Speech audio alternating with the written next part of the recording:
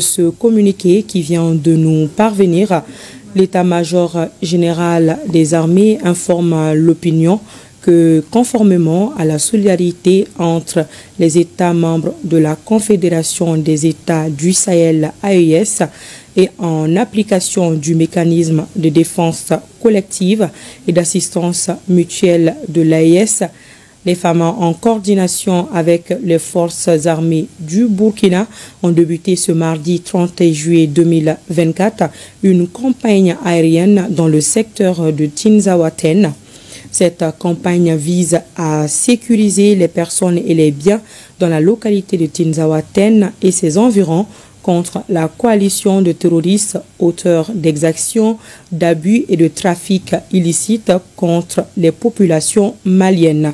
Durant cette opération, l'état-major général des armées invite la population civile dans le secteur à se tenir à distance des positions occupées par les groupes armés terroristes pour prévenir tout dommage collatéraux.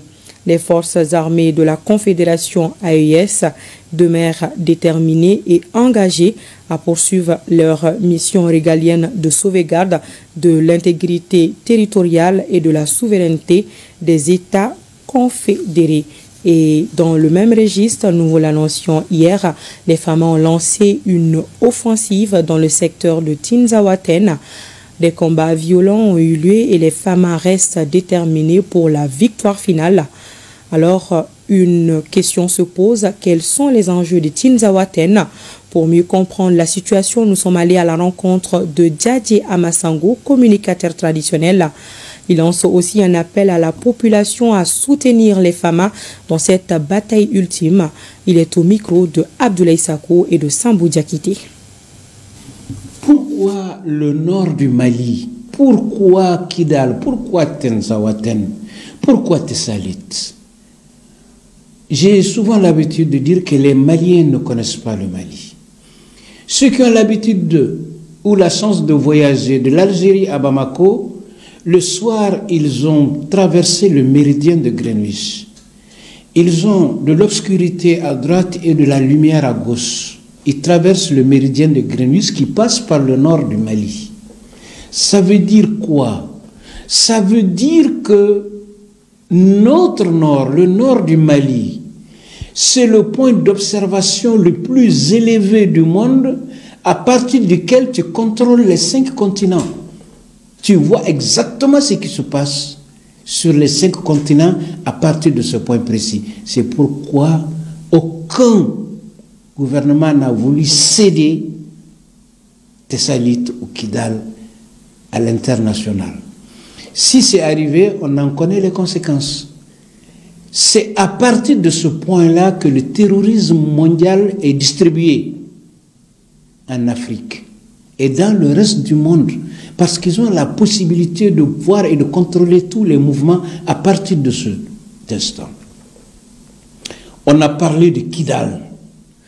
Kidal est un appendice de Tinzaouaten. Et Tinzaouaten, c'est quoi? Qu'on dise que c'est le dernier bastion du terrorisme international, on n'a pas tort. Que l'on dise que c'est un point névralgique, on n'a pas tort. Seulement que le terrorisme, c'est une politique qui est conçue dans des bureaux feutrés ailleurs, et ils sont armés et équipés, et ils sont opérationnels à partir de Tinzaouaten. Mais si les installations n'existent plus à partir de Tinzaouaten, on peut dire qu'on a sonné le glas du terrorisme mondial à partir de Tinzaouaten. Dans la même logique, dernièrement, je parlais de la jeunesse, de l'appel du président de la conférence des chefs d'État de l'AES, notre colonel Assimi Goïta, en faveur de la jeunesse sous les drapeaux, mais aussi de la jeunesse combattante et laborieuse. Qui doit prendre le relais de Tinzaouaten? C'est la jeunesse du Mali et la jeunesse de l'AES. Et ici, le combat est à leur niveau. Les militaires ont fait leur part de boulot. Maintenant, la suite logique pour raffermir et consolider cette victoire, ça revient à la jeunesse. On va me dire comment et pourquoi. Que la jeunesse arrête de diffuser des informations fausses et infondées sur l'armée et sur les victoires de l'armée. Que la jeunesse arrête de publier des vidéos d'intoxication pour saper le moral de nos hommes. Que les jeunes arrêtent de faire des commentaires négatifs sur l'armée et sur ses performances.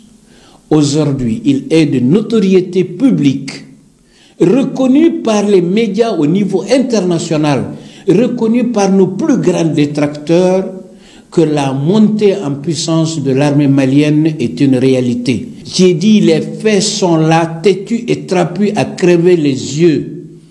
La qualité des armements, pointus dans leur conception, le maniement, les hommes, le matériel et l'outillage, aujourd'hui sont des réalités palpables au Mali.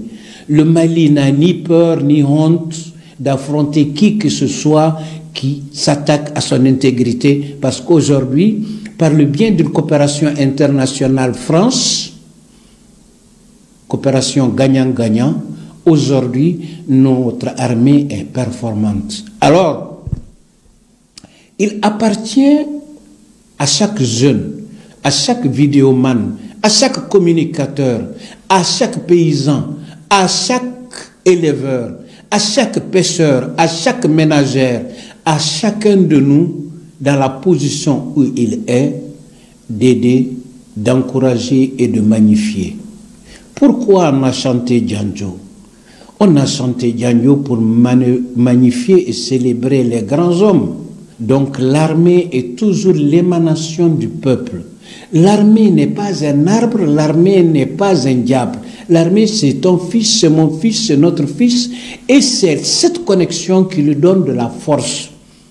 Tant que l'armée sent que le peuple est derrière lui, tant que l'armée sent que le peuple est reconnaissant de son sacrifice, elle devient plus forte, elle devient plus engagée. Ils ont reçu des communiqués de soutien aux femmes.